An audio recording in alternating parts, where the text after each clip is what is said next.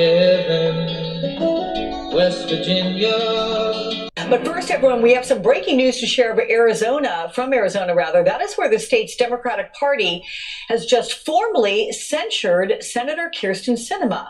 Let's go to NBC's Julie Sirkin, who's going to fill us in on what all of this means. Julie, what do you know about this?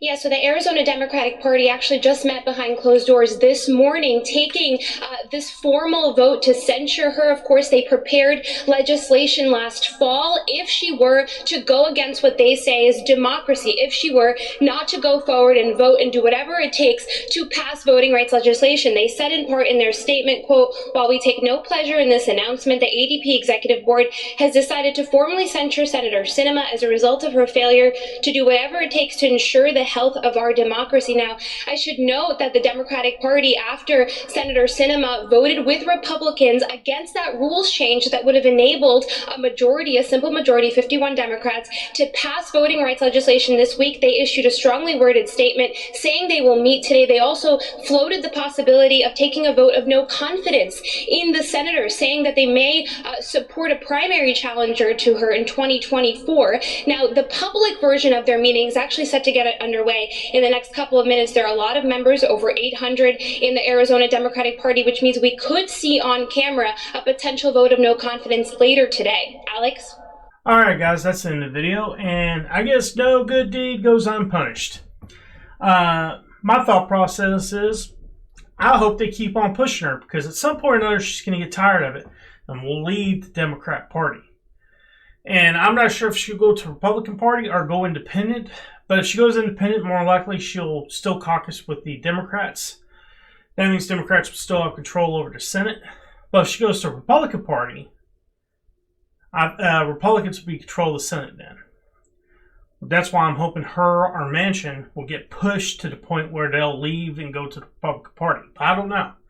I could be wrong about that. They might just go independent and still caucus with the Democrats. But then the Democrat Party has no control over what money they're getting or anything else when it comes to being reelected. So I'm thinking that's the way they're going to go, but I don't know. Another thing is, when it comes to Democrats and the filibuster, they're a bunch of hypocrites, because they just use that same filibuster that they're saying Republicans are undemocratically using to stop Build Back Better and their voter rights bill. They just used it to stop a bill that would put sanctions on Russia to stop the Nord Stream 2 pipeline. And who introduced the bill? Ted Cruz and a Democrat did.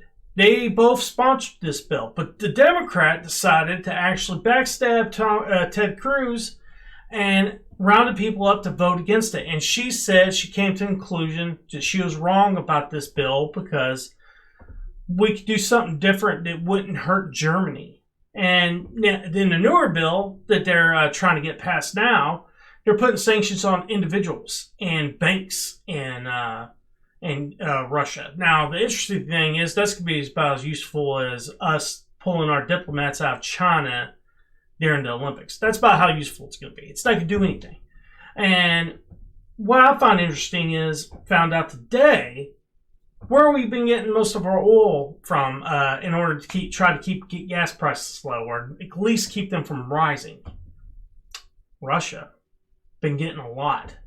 The Biden administration's been purchasing a lot of oil from there. Now, if that's not a conflict of interest, I don't know what is. But anyway, go on with the filibuster and the Democrats being a bunch of hypocrites. I just find it interesting that the only time they want the filibuster to be used is if they use it. Because they're Democrats. We know what democracy is. So, we know when's the best time to use it and when not. Republicans can't use it at all because they're a bunch of racists. That's what they're saying. That is essentially what they're saying.